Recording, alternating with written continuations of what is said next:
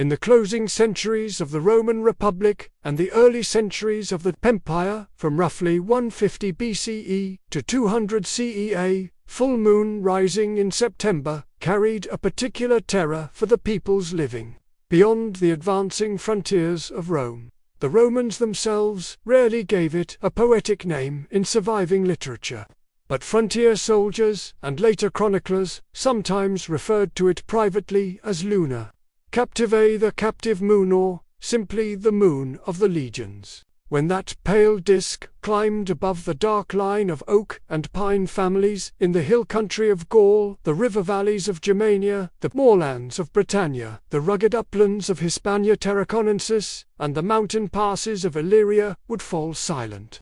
They barred wooden doors with heavy beams, drove livestock into hidden glens, hid their children in root cellars or beneath piles of straw, and whispered prayers to gods whose names the Romans would soon try to erase. Under that cold, bright light, long columns of legionaries, auxiliar, and cavalry moved out, boots muffled with rags, shields wrapped in cloth, iron glinting only when the moon struck it just right. They came for grain, cattle, gold, torxes, silver armrings, and above all for human beings, captives who would be marched south to feed the endless appetite of the Roman slave economy. The Imperium Romanum was not built by conquest alone. It was sustained by captivity on a scale almost incomprehensible to the tribal societies it swallowed. Every major campaign produced tens or hundreds of thousands of prisoners. Julius Caesar's Gallic Wars 5850 BCE claimed, by his own boastful accounting, 1,192,000 Gauls killed and another equal number enslaved. Later emperors Claudius in Britain, Trajan in Dacia, Septimius Severus in Caledonia continued the pattern. Autumn campaigns were particularly destructive. September and October were the months when granaries were fullest, herds fattest from summer pasture, and the tribes most vulnerable because they had not yet moved into fortified winter quarters. The full moon provided enough light for night marches and river crossings, while still offering cover from distant watchfires. Under its glow, disciplined Roman formations could cover 20 miles in a night, appear at dawn on the edge of a sleeping village, and strike before the first horn could sound. The captives taken in these raids were not incidental. They were the primary profit of war. Adult men who could not be broken quickly were often killed outright during the initial assault, or in the days that followed if they resisted marching. The rest, women of all ages, children, adolescents, were roped together in long lines, sometimes yoked at the neck with wooden forks or simply bound wrist to wrist with coarse rope. They were forced to walk barefoot behind mule trains laden with looted grain sacks, bronze cauldrons, and bundles of iron weapons. Those who fell behind were beaten with vine staffs or simply cut loose and left to die. The youngest children, too small to keep pace, were sometimes carried on soldiers' shields or slung across pack animals. Others were abandoned beside the road. Once the column reached a Roman road or a navigable river, the captives were sorted. The strongest adult males were branded or tattooed on the arm with the Legion S mark and sent to row in the imperial galleys, labor in mines, or work the great latifondia estates of Italy and Sicily. Women of childbearing age were the most valuable commodity. A healthy woman between 16 and 30 could fetch 2 to 3 times the price of an adult male at auction because she could produce more slaves over the next 20 years. Children, especially boys between 8 and 14, were prized for their potential. They could be trained as house servants, gladiatorial recruits, or skilled craftsmen. Girls were sought after for domestic service in wealthy villas, where they would clean, cook, weave, and serve as attendants to Roman matrons. The slave markets of Delos in the late Republic were said to handle 10,000 souls a day at peak times.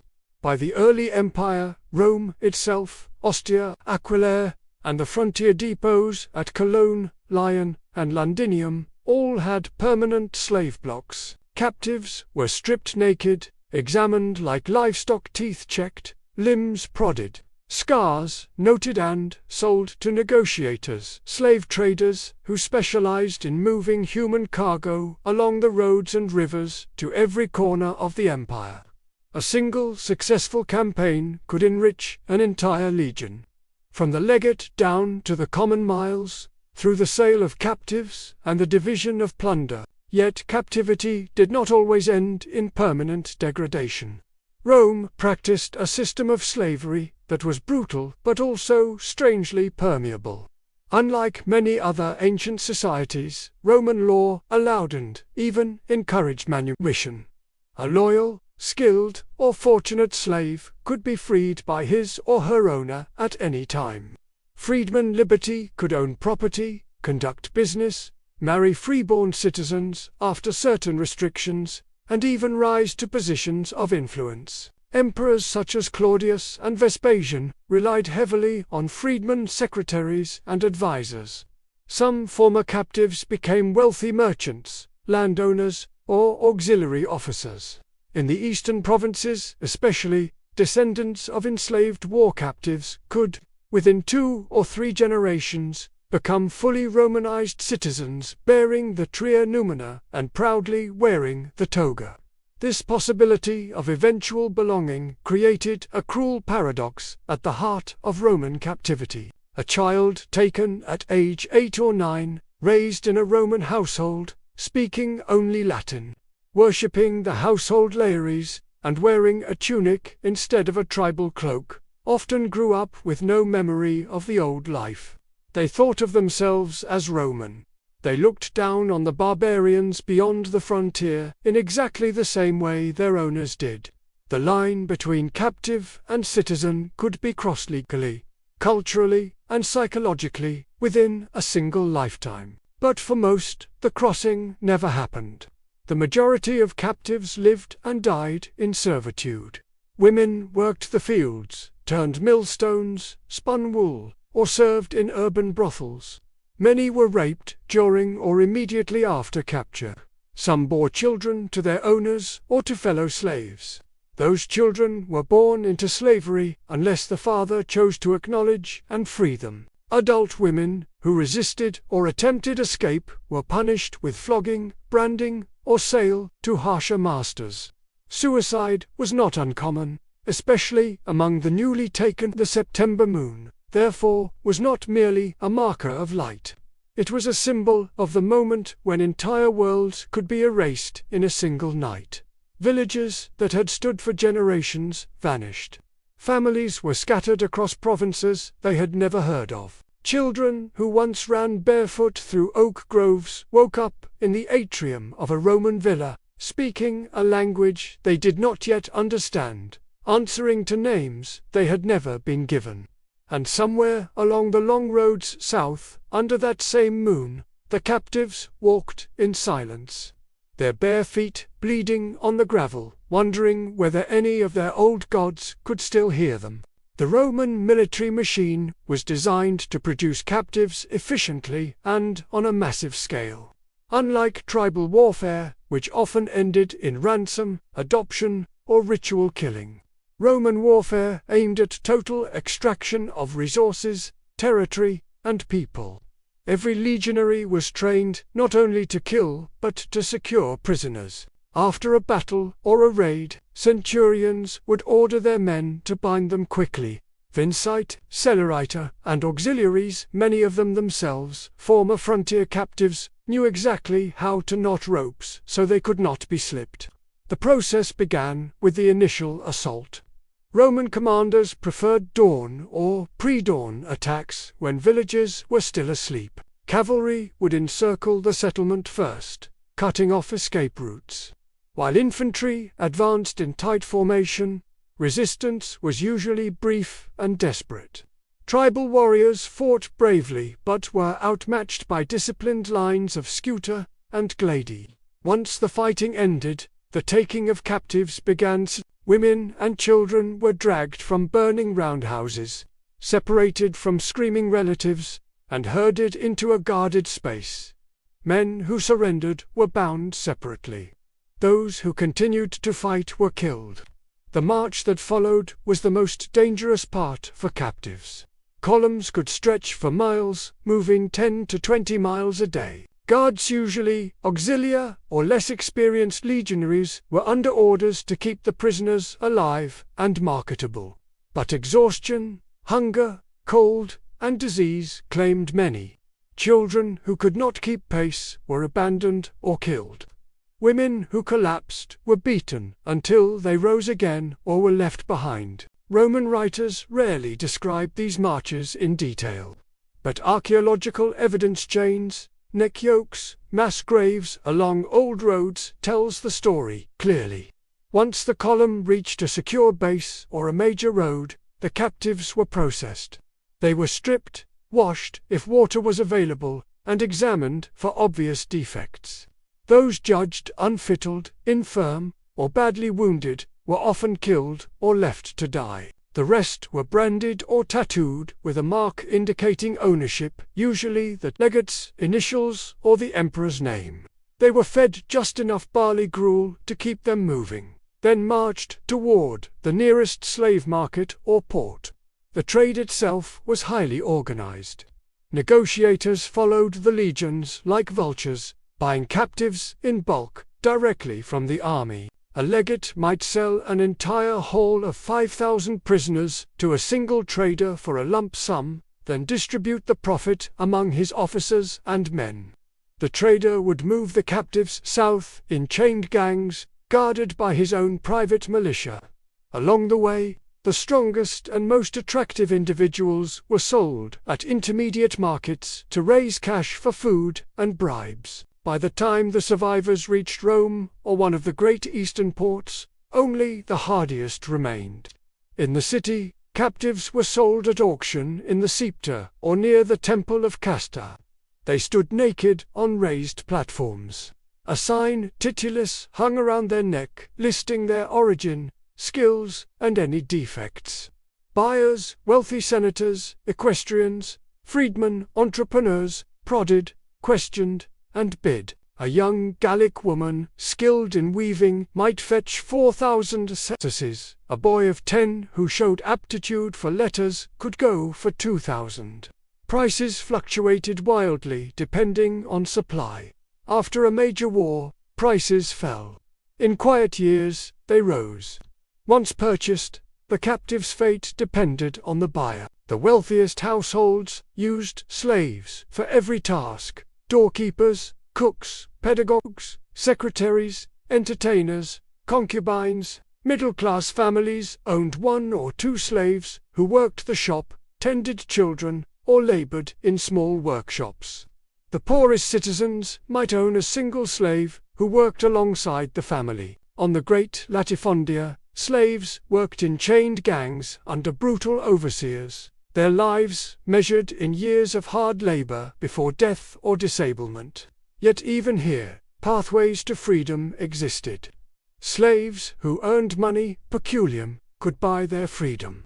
Owners sometimes freed slaves as a reward for loyalty, skill, or affection. Freed slaves became liberti and could take their former owner's name as cognomen, gaining legal protections and the right to form collegia guilds. Their children, born free, could become full citizens.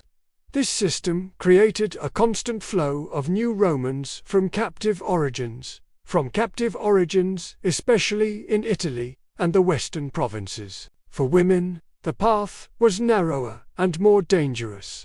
Many were sexually exploited from the moment of capture. Rape was so common that Roman law eventually had to define when it was punishable only when it damaged another man's property, i.e., his slave. Women who bore children to their masters sometimes gained favor. Others were sold away if the child was unwanted. Female slaves in brothels had the shortest lives. Disease, violence, and exhaustion claimed them quickly. Children faced a different trajectory. Those taken young under often forgot their original language and culture within a few years. They grew up speaking Latin, wearing Roman clothes, worshipping Roman gods. They called their owners father or mistress and saw the empire as the only world they knew. Many were manumitted in their 20s and married other freed people. Their children entered Roman society without any memory of the old tribal life. This assimilation was Rome's greatest weapon. It turned enemies into Romans faster than any wall or legion. A boy taken from a German village at age 9 could, by age 30, be a centurion in an auxiliary cohort, proudly wearing fellery decorations and commanding men who still spoke his mother tongue. A girl taken from a British hill fort might end her life as the freedwoman wife of a merchant, her grandchildren citizens of Rome. But for every success story carved on a tombstone, hundreds ended in unmarked graves. The September moon continued to rise, year after year, and under its light, new columns marched south, new captives wept in the dark, and the great machine of empire kept turning. Few individual captive stories survive with names attached. Roman literature rarely humanized the defeated. Yet scattered references in Caesar, Tacitus, Strabo, Suetonius, and inscriptions allow us to reconstruct the outlines of lives that must have been repeated tens of thousands of times. Consider a girl taken during Caesar's campaign against the Eburones in 54 BC. She was perhaps 11 years old when the legionaries stormed her village near the Silva Ardenna. Her father died fighting. Her mother was killed trying to shield her. She was roped with other children and marched south to the winter camp at Achuatuca. There she was sold to a camp follower who resold her in Gaul to a Roman merchant. By the time she reached Italy, she had been renamed Julia after Caesar's family. She spent the next 10 years as a domestic slave in a villa near Capua, learning to cook, clean, and spin. At age 21, her mistress freed her for faithful service. She married a freedman baker, bore 3 children, and died at her tombstone, found near the Via Appia, reads simply, Julia, freedwoman of Lucius, lies here. She lived 38 years. Another story comes from Tacitus' account of the Frisi in 28 CE, after a Roman tax collector demanded impossible tribute. The tribe revolted. The uprising was crushed. Among the captives were women and children who refused to eat or drink after capture. Tacitus writes that they chose death rather than slavery, strangling their own infants and then themselves. The guards found them dead in their chains, faces turned toward the north they would never see again. In Britannia, during the campaigns of 43 to 61 CE, thousands were taken. One fragment preserved in a Vindolanda tablet mentions a little British girl purchased by a centurion's wife for domestic service. She was taught Latin, given a Roman name, and appears to have been freed later. Her name appears in a later will as a coa-proof that even a child captive could in rare cases inherit property in the empire that had destroyed her world. Women's experiences were more uniformly grim. Many were raped during the chaos of capture or on the march. Those sold into urban brothels faced years of forced prostitution. Others became concubines in wealthy households. Some bore children who were raised as slaves unless the father acknowledged them. A few gained influence. The concubine of a provincial governor might be freed and live comfortably. Most did not. Children taken young were the most completely transformed.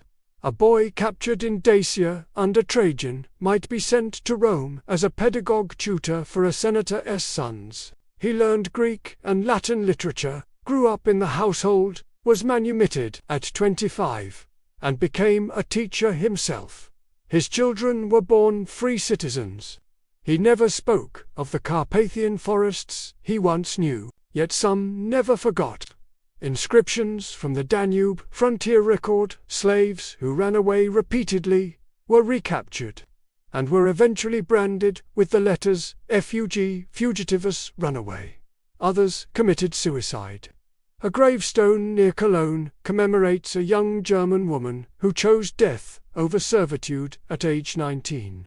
The Boudiccan revolt of 60 to 61 CE provides another glimpse. After the Iceni and Trinovantes were crushed, thousands were enslaved. Some were shipped to Gaul and Italy, others were worked to death building the new Roman capital at Londinium, yet a few survivors were later manumitted and returned to Britannia as traders or auxiliaries, living proof of Rome's ability to turn enemies into loyal subjects. These stories, fragmentary as they are, reveal the same tension that appears in every empire of captivity. Some captives were destroyed physically, emotionally, spiritually, others adapted, survived, and even prospered. Children taken young often became the most Roman of all, forgetting the language and gods of their birth. Adults clung to memory longer, but time eroded even that. The September moon continued to witness both endings and beginnings. Under its light, chains clinked, children cried, and somewhere along the long roads south, a new Roman was being forged from the ruins of an old life.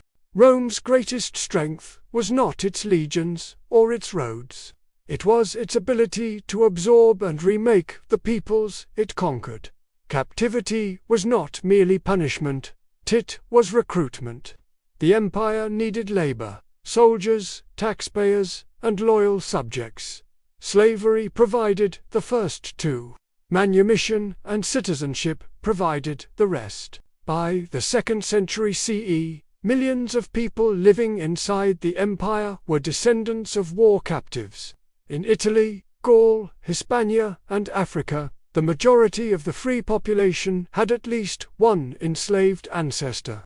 The emperors themselves came from provincial families once on the edge of citizenship. Trajan and Hadrian were born in Hispania. Severus was pure. Their ancestors may have been among the chained columns that marched under earlier generals. This permeability created a society in which identity was fluid. A man could be born a slave, grow up in a Roman household, be freed at 30, marry a freeborn woman, and see his son enter the equestrian order. A woman could be captured at 12, sold to a merchant, freed at 25, and end her life as the respected mother of Roman citizens. The boundary between captive and Roman was legal rather than racial or ethnic. What mattered was cultural alignment, language, dress, religion, loyalty. Yet this fluidity came at a terrible cost. For every success story, thousands lived and died in chains. Women worked the fields until their bodies broke. Children labored in mines until they coughed blood. Men rode galleys until their backs gave out. The empire was built on their suffering. The September moon continued to rise over the frontiers long after the great conquests ended. By the 3rd century CE, Rome had shifted from expansion to defense. New captives became rarer. The empire was now filled with people who had been Roman for generations, even if their great-grandparents had once walked in chains. When the frontier wars flared again against the Goths, Alemanni, Persians, the pattern repeated. Captives were taken in both directions. Roman citizens were carried off into barbarian lands. Barbarian captives were brought back into the empire. The cycle continued, though on a smaller scale. In the end, the stories of the taken refuse easy judgment. Rome was not uniquely cruel. Almost every ancient society practiced large-scale enslavement after war. What made Rome different was the scale and the outcome. No other empire of the ancient world produced so many citizens from former captives. No other society offered so many pathways, however narrow, from slavery to freedom. Where does captivity end and belonging begin? If a child is taken at age 9, marched south, sold in Rome, raised speaking Latin, worshipping Jupiter, wearing a tunic, and eventually freed. Does she ever become Roman? If she marries a citizen, bears free children, and dies with a tombstone bearing the letters DMDs Manibus, has she crossed the line? If a boy captured in Germania grows up to become a centurion, leads men against his own people, and takes pride in his Roman name, where does his old identity go? These questions have no clean answers. The September moon does not discriminate. It rises over burning villages and over marble villas alike. It lights the chains of the newly taken and the togas of the newly freed. It witnesses both the destruction of worlds and the creation of new ones. In the end, the captive moon is a mirror.